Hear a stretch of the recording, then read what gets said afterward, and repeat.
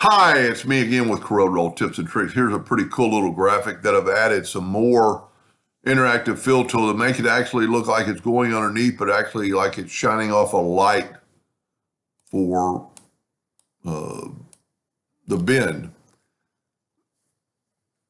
Several ways you could do this. I'm going to draw a square holding down the control button, and I'm going to hit P and put it in the center of the page. I'm going to go 2 inches. I have my ratio locked, so they're both, all four corners are 2. I'm going to take another one, smaller one, and hit P. Put that in the center of the page. Now what I'm going to do is take this one and Control D and make a duplicate. Shift clicking the other box. So this is the duplicate. Then I'm going to shift select that and hit R on the keyboard, and it aligned it to the right. Now I'm going to take this one and make a duplicate.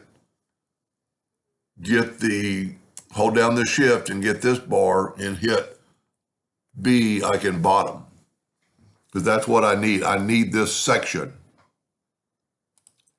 I am going to smart fill that with any color, and I am going to move this out of the way, and I'm going to move this out of the way. I really think it'd look better if I made my square a little bit bigger, but you could play with that. You could make your square as big as you wanted to, and then these would be a little thinner, but that doesn't really matter. Now I'm going to nudge these up. I'm going to bring in indexing lines that are already in the center of the page, and I'm going to take that like that. Now I'm going to go ahead and use the interactive fill tool first, and I'm going to start from the top to the bottom, and I'm going to add a little black. You don't want maybe too much black, so you could bring this bar down.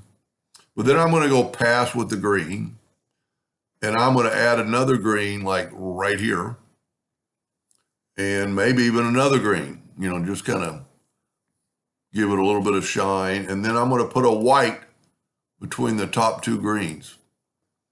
That might be too strong, so I'm going to put another green right here and bring it down a little bit. Now, by doing that, I'm going to actually take this one away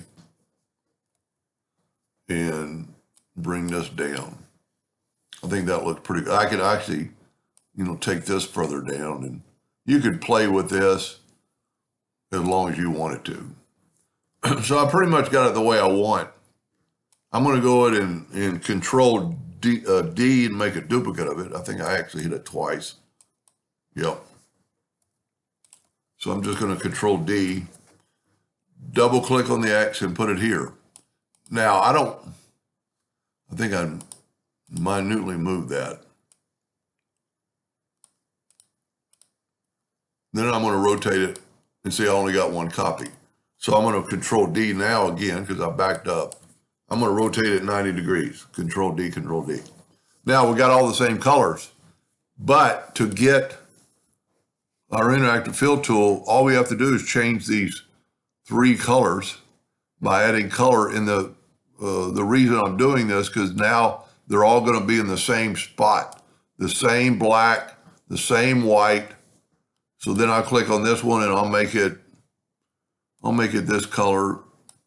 You can do any color you want. And if you just have 2 of these instead of 3 like I've got, it'll go a little faster. Yellow doesn't seem to really work. I'm going to use red. Yellow just I've tried yellow enough through the years. When you're doing something like this, yellow works, but it just doesn't give that shine. Take away your indexing lines, Control G to group it, and then rotate it 45 degrees.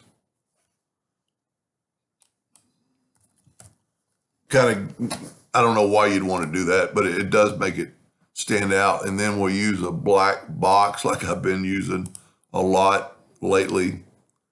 Put it to the back of the page, and it really makes it stand out. It kind of gives you a impression of what you would. I don't know that anybody would ever draw this, but it does give you some idea. So if I would have made my box bigger, my center box, these would be thinner. And so it's just half one of another.